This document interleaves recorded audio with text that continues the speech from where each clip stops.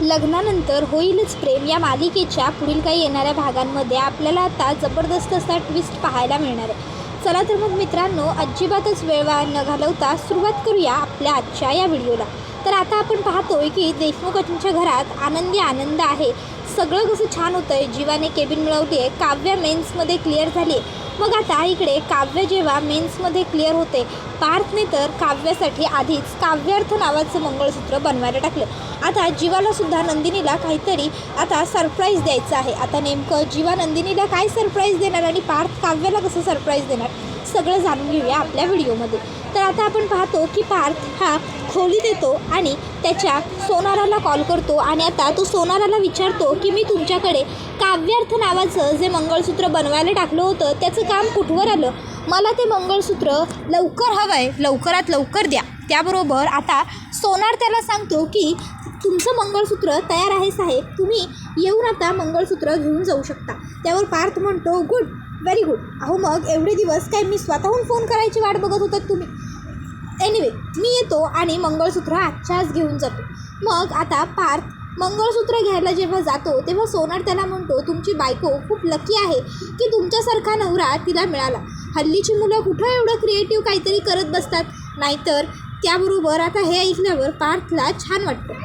तर दुसरीकडे आता जीवा विचार करतो की नंदिनी आपल्या प्रत्येक अडचणीत, प्रत्येक सुखदुःखात, प्रत्येक वेळी कायम आपल्यासोबत उभी राहिलेली आहे. आपली जीवनसंगिनी म्हणून तिने कायमच आपल्याला साथ दिलेली आहे.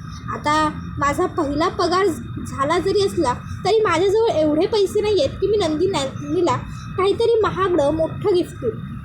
पण माझ्या या छोट्याशा पगारातनं मी नंदिनीसाठी काहीतरी नक्कीच घेतलं पाहिजे. कारण नंदिनीने प्रत्येक वेळी माझी साथ दिली आहे. माझ्या वाईट वेळीसुद्धा ती माझ्याबरोबर असते.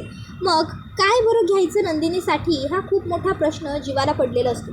आता सोन्याचा दागिना वगैरे नंदिनीसाठी घ्यावा एवढे पैसे जीवाजवळ नसतात. त्यामुळे जीवा विचार करतो की नाही, सोन्याचा दागिना वगैरे तर मी नाही घेऊ शकत नंदिनीसाठी, पण छोटंसं काहीतरी तर नक्की घेऊ शकतो. पण काय घेऊ काय करू सुचत नाही आहे. मग जीवाला मस्त आयडिया सुचते आणि ते म्हणजे मालिनी काकू. जीवा विचार करतो, एक काम करतो, आईकडे जातो आणि आईला विचारतो.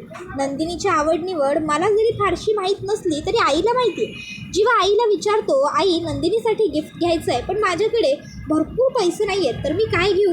त्यावर आई जीवाला सांगते, जीवा आपल्या नवऱ्याने प्रेमाने बाईला अगदी 1 रुपयांचं चॉकलेट जरी दिलं ना तरी ते खूप होतं बाईसाठी. त्यावर जीवा म्हणतो, आई खूप कमी होईल ग हे.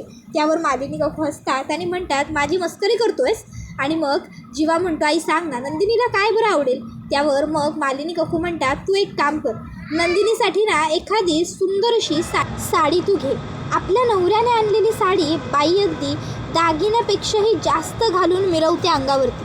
आता तुमच्या बाबांनी मला आमच्या पहिल्या ॲनिव्हर्सरीला जी साडी गिफ्ट केली होती ना, ती साडी मी आजही जपून ठेवलेली आहे. आता जीवाला आईची ही आयडिया आवडते. जीवा बाजारात जातो आणि मस्त एका मोठ्या शोरूममधनं नंदिनीसाठी एक सुंदर अशी साडी घेऊन येतो. आता नंदिनीला तो ती साडी स्वतःच्या हाताने देतो. नंदिनी म्हणते, जीवा माझ्यासाठी? त्यावर जीवा म्हणतो, अर्थात नंदिनी.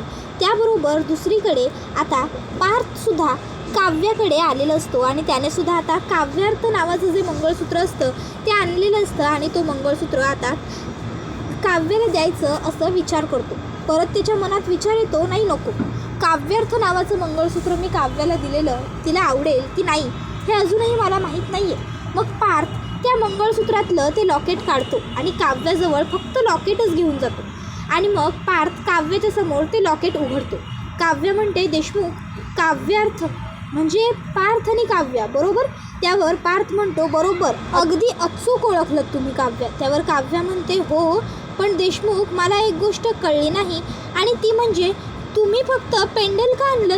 त्यावर पार्थ म्हणतो, काव्या प्रत्येकाच्या प्रत्येक गोष्टीकडे बघण्याचा दृष्टिकोन वेगळा वेगळा असतो म्हणून काव्याला आता काही कळत नाही. पार्थ म्हणतो, अहो जशी ती म्हण आहे, अर्ध ग्लास भरला आहे अर्ध ग्लास रिकामा आहे, अगदी तसंच आता माझा आपल्या नात्याकडे बघण्याचा दृष्टिकोन काही वेगळा आहे, तुमचा काही वेगळा असेल. आता समजा तुम्हाला या लॉकेटमध्ये जे घालायची इच्छा होईल तुम्ही ते घालू शकता. तुम्हाला जर हे मंगळसूत्रात घालावं वाटलं तर तुम्ही मंगळसूत्रात घाला. तुम्हाला मैत्री म्हणून हे फक्त चेनमध्ये घालावं वाटलं तर तुम्ही चेनमध्ये घाला. आता पार्थने असं म्हटल्यावर काव्या ते लॉकेट घेते आणि आता काव्या ही विचार करते, तसंही माझं पार्थवरती प्रेम आहेच. मग आता जर मला पार्थला माझ्या मनातली गोष्ट सांगायची असेल तर हे लॉकेट मी चेनमध्ये न घालता मंगळसूत्रातच घालायला हवं. पार्थ हा काव्याला म्हणतो, काव्या तुम्ही हे मंगळसूत्रातच घालावं लॉकेट अशी माझी काही इच्छा किंवा आग्रह नाही आहे, पण तुम्ही हे लॉकेट गळ्यात जरूर घालावं ही मात्र माझी मनापासून इच्छा आहे. घालाल ना? मी दिलेलं लॉकेट तुम्ही तुमच्या गळ्यात? नाही म्हणजे जबरदस्ती नाही करत आहे, पण माझी इच्छा आहे. एवढं तुम्ही माझ्यासाठी नक्की करूच शकता. त्याबरोबर काव्या म्हणते, बघेन मी. आणि आता काव्या तिकडनं निघते आणि लगेचच बाहेर येते. काव्या खरं तर जरा लाजलीच असते. काव्या आता ठरवते की आपण पार्थला हे मंगळसूत्रातच घालून सरप्राईज द्यायचं. काव्या लगेच तिचं मंगळसूत्र गळ्यातनं काढते, त्यामध्ये ते लॉकेट घालते आणि आता पार्थच्या समोर जाऊन उभी राहते आणि आता ती पार्थला हाक मारते. देशमुख. पार्थ काव्याकडे बघतो. पार्थ खूप खुश असतो, त्याच्या चेहऱ्यावरती त्याचा आनंद लख्ख दिसत असतो. काव्या म्हणत असते, हीच इच्छा होती ना तुमची, मी हे मंगळसूत्रात घालावं म्हणून. तुम्ही कितीही तुमची इच्छा लपवण्याचा प्रयत्न केलात ना माझ्यापासून, तरीही पार्थ तुमचे ओठ खोटं बोलतात, तुमचा आवाज खोटं बोलतो, पण तुमचे जे डोळे आहेत ना ते या काव्याबरोबर कधीच खोटं बोलत नाही. त्यांना खोटं बोलताच येत नाही. आणि काव्यालासुद्धा सवय झाली आहे ना तुमचे डोळे बघून तुमच्या मनातलं ओळखण्याची. त्यामुळे मी बरोबर ओळखलं आणि हेरलं होतं तुमच्या मनात काय सुरू आहे. पार्थ, हे मला काव्यार्थ कायम माझ्या मंगळसूत्रातच ठेवायला आवडेल. जसं आजपर्यंत तुम्ही मला जपलं आहे ना, त्याच्यावरून एक गोष्ट मला पक्की क्लिअर झाली. तुमच्या इतकं परफेक्ट व्यक्ती आणि परफेक्ट जोडीदार माझ्यासाठी इतर कोणीही असू शकत नाही. अहो पार्थ, तुम्ही माझा राग, माझा चिडचिडपणा, माझा त्रास, माझं दुःख, माझा आनंद सगळं स्वतःचं म्हणून स्वीकारलं. माझ्या प्रत्येक गोष्टीत, माझ्या प्रत्येक सुखदुःखात तुम्ही मला साथ दिली. मी तुम्हाला इतका त्रास दिला, तुमच्याशी इतकं रूढ वागले, मिसबिहेव केलं, वाईट वागले, तरीही त्याबरोबर पार्थ म्हणतो, थोडक्यात फिसकारणाऱ्या मांजरीला मी माझ्या स्वभावाने जिंकलो. काव्या असं म्हणतात, प्रेमाने अख्खं जग जिंकता येतं. मग मीही विचार केला, बघूया ही फिसकारणारी मांजर आपल्याला कितवर जिंकता येत नाही ते. आणि बघा, शेवटी ही फिसकारणारी मांजर मी जिंकून दाखवली की माझ्या प्रेमाने. काव्या, प्रेमाने जर करायला गेलं ना तर सगळं शक्य. या जगात प्रेमाशिवाय काहीही अशक्य नाही आहे, कळलं का? त्यावर हे ऐकून काव्या खुश होते. तर काव्या आता म्हणत असते, पुरे झाला, पुरे झालं. स्वतःचं कौतुक करताना देशमुख तुम्ही थकत नाही का हो? कोणीच असं स्वतःच्या तोंडाने स्वतःचं कौतुक करत नाही, पण देशमुख मात्र स्वतःच्या तोंडाने स्वतःचं कौतुक करतात. काय बरोबर ना? त्याबरोबर पार्थ म्हणतो, अर्थात. काव्य आणि पार्थ दोघंही मोठमोठ्याने असतात. तर दुसरीकडे आता जीवानेसुद्धा नंदिनीला साडी दिलेली असते आणि तो नंदिनीला हेही सांगतो, नंदिनी खरं तर आज पार्थ दादा जर माझ्या जागी असता तर त्याने काहीतरी महागडं गिफ्ट त्याच्या बायकोला दिलं असतं, पण माझ्याकडे एवढे पैसे नव्हते की मी तुझ्यासाठी काहीतरी महागडं गिफ्ट आणू. माझ्या पहिल्या पगारातनं मला तुझ्यासाठी काहीतरी खरेदी करायचं होती, पण काय करू ते खरंच कळत नव्हतं, कारण माझ्याजवळ भरपूर पैसे नव्हते. म्हणून मग मी माझ्या पगारातनं येईल एवढी ही साडी घेतली.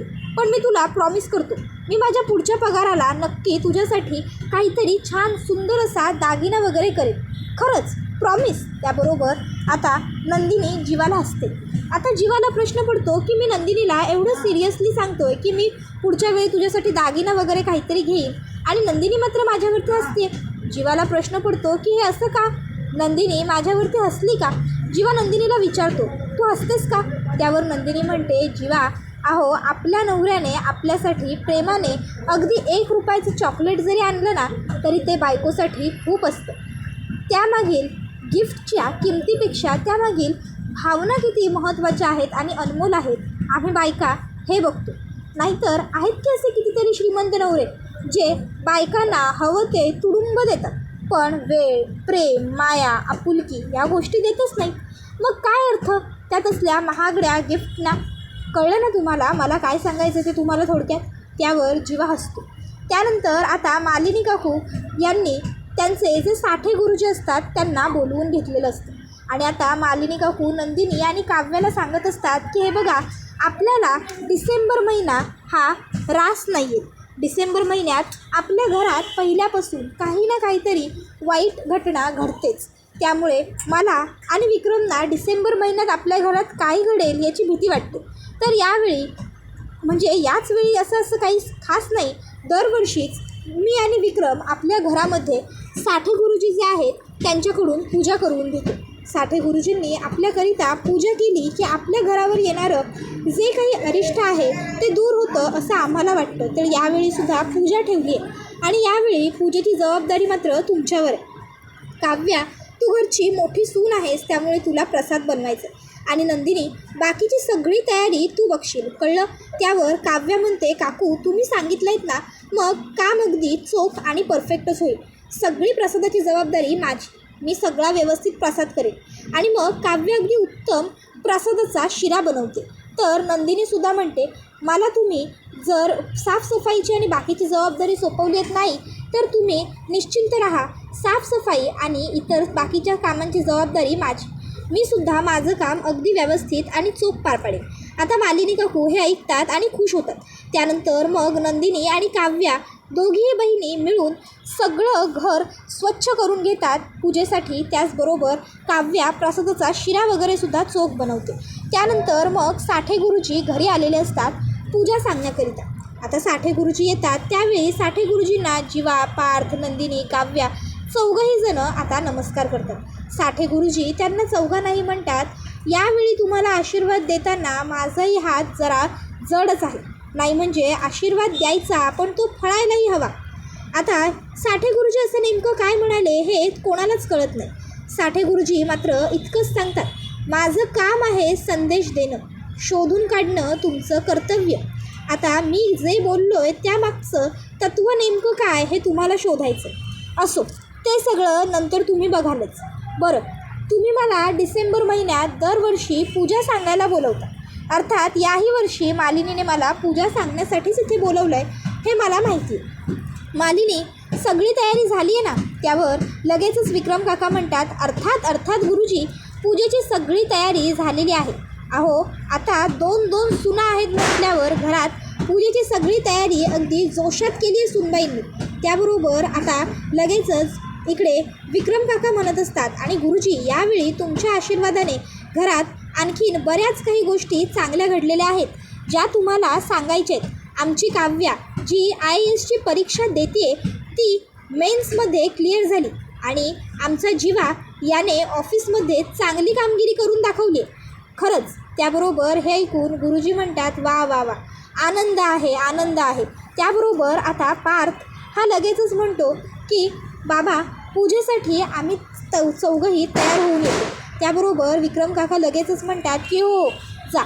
मग पार्थ, काव्या, नंदिनी, जीवा हे चौघही जण आता तयार होण्यासाठी आलेले असतात. आता काव्या तयार होतानासुद्धा तिच्या गळ्यातलं काव्यार्थ नावाचं जे मंगळसूत्र असतं ते काढत नाही. उलट ते मंगळसूत्र ती आनंदाने गळ्यामध्ये घालते आणि वरून ते मंगळसूत्र ती पदराच्या वरती घेते, जेणेकरून ते मंगळसूत्र सगळ्यांना दिसावं.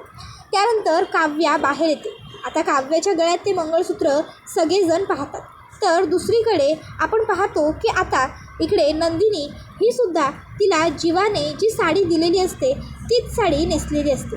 आता जीवाने दिलेली साडी नंदिनी नेसते ही गोष्ट जेव्हा जीवा बघतो तेव्हा जीवालासुद्धा खूप आनंद होतो. जीवा नंदिनीला म्हणतो, नंदिनी अगं. त्यावर नंदिनी म्हणते, माझ्या नवऱ्याने एवढी प्रेमाने साडी घेतली म्हटल्यावर मी नेसणार नाही का? जीवा फक्त हसतो आणि गप्प बसतो. तर इकडे पार्थ काव्याला म्हणतो, काव्या खरंच? त्यावर काव्या फक्त हसते आणि चला एवढं म्हणते आणि ती तिकडनं बाहेर जाते.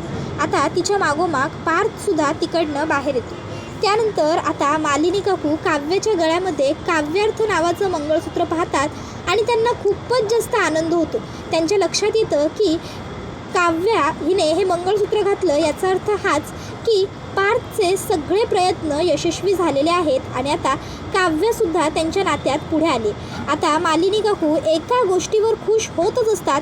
इतक्यात त्यांच्यासमोर दुसरी आनंदाची गोष्ट येते, ती म्हणजे नंदिनीने सुद्धा जीवाने दिलेली ती आकाशी रंगाची साडी घातलेली असते.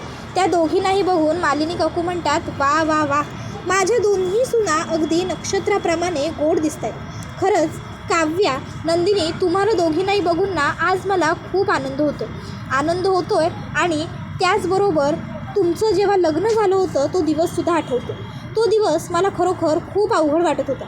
असं वाटत होतं की तुम्ही चौघं तुमच्या आयुष्यात पुढे जाऊ शकाल की नाही, काय घडेल, कसं घडेल, सतत तुमच्या चौघांची काळजी लागून राहायची. पार्थ आणि जीवाची तर काळजी असायचीच, पण त्याबरोबर तुमच्या दोघींचीही काळजी असायची. सतत रुखरुख लागायची मनाला. पण आता तुम्ही दोघींनीही मूव्ह ऑन केलं हे बघून खूप बरं वाटतं. काव्या, स्पेशली तू. त्यावर काव्या म्हणत असते, मालिनी काकू, हे सगळा जो माझ्यामध्ये बदल घडलेला आहे या सगळ्यात मोठा वाटा जर कोणाचा असेल ना तर तो पार्थचा आहे. त्यांनी मला मदत केली मूव्ह ऑन व्हायला. त्यावर आता लगेचच सगळे काव्याकडे पाहतात. तर काव्या म्हणते, म्हणजे परिस्थितीतून मूव्ह ऑन व्हायला. पार्थने मला साथ दिली म्हणून खरं तर मी अभ्यास करू शकले. त्यांनी मला साथ दिली म्हणून खरं तर मी प्रत्येक गोष्ट करू शकले. पार्थने प्रत्येक वेळी नवरा म्हणून माझी साथ दिली. मी मात्र प्रत्येक वेळी त्यांच्याबरोबर वाईट वागले. वेळेप्रसंगी त्यांना हिणावलं, त्यांना तुचल्यासारखं वागवलं. पण पार्थने कधीच माझी साथ सोडली नाही. त्यांनी मला इथपर्यंत पुढे ढकलत खेचत कसं करत आणलं आहे. आणि आता त्यांनी जर मला इथपर्यंत आणलं आहे तर याचा पुढचा प्रवास मी माझ्या मर्जीने आणि आनंदाने करायचं असं ठरवलं आहे. आता हे जेव्हा काव्या बोलते तेव्हा सगळ्यांनाच आणखीनच जास्त आनंद होतो. काव्या म्हणते, बरं चला आता पूजेला बसू. नाही, उशीर होत असेल ना, बरोबर ना गुरुजी? त्यावर गुरुजी म्हणतात, हो. अर्थात. मग आता जीवा, नंदिनी, पार्थ, काव्या चौघंही जण पूजेला बसलेले असतात. आणि मग आता गुरुजी हे डिसेंबर महिन्यामध्ये घरात कुठलंही मोठं अरिष्ट येऊ नये, घरातलं सगळं छान व्हावं, सुरळीत व्हावं यासाठी प्रार्थना करतात. आता प्रार्थना करून झाल्यावर गुरुजी म्हणतात, अरिष्ट येणार नाही असं होणार नाही. अरिष्ट येणारच आहे, कारण त्याची सुरुवात ही आधीपासूनच झालेली आहे. पण आता ते कसे टाळायचं आणि कसे पाय रोवून संकटासमोर उभं राहायचं हे मात्र तुम्हा चौघांना ठरवायचं आहे. संकट समोर आल्यावर पाय रोवून त्याचा सामना करायचा की संकट समोर आल्यावर संकटाला घाबरून पळ काढायचा हे तुमच्या चौघांच्या हातात आहे. तुम्ही चौघं जे काही कराल त्याच्यावर पुढे संपूर्ण घराचं, कुटुंबाचं भविष्य निर्भर आहे. शेवटी धुरा तुम्हा चौघांच्या हातात. त्याबरोबर मालिनी काकूंना आता कळत नाही की गुरुजी कोड्यात हे असं काय म्हणाले. मालिनी काकू गुरुजींना म्हणते, गुरुजी मला माहिती आहे की तुम्ही प्रत्येक वेळी फक्त संदेश देता, तुम्ही काहीही सांगत नाही म्हणून, पण प्लीज असं काहीतरी अर्धवट मला सांगू नका. नाही म्हणजे जर काही चुकीचं किंवा अघटित माझ्या मुलांच्या बाबतीत घडणार असेल तर मला तसं सांगा. मी माझ्या 4ही मुलांना बाहेर कुठे जाऊ देणार नाही. मी माझ्या मुलांना घरात ठेवेन, त्यांची काळजी घेईन. त्यावर गुरुजी सांगतात, भाकीत सांगणं माझं कर्तव्य आहे, माझं काम आहे. पुढे काय करायचं आणि कसं ओळखायचं हे तुमचं काम आहे. त्यावर मालिनी म्हणते, हो गुरुजी, तुम्ही म्हणालात तसंच होईल. मी आणि आमची 4ही मुलं आम्ही सगळेच प्रयत्न करू की संकटासमोर पाय रोवून उभे राहू.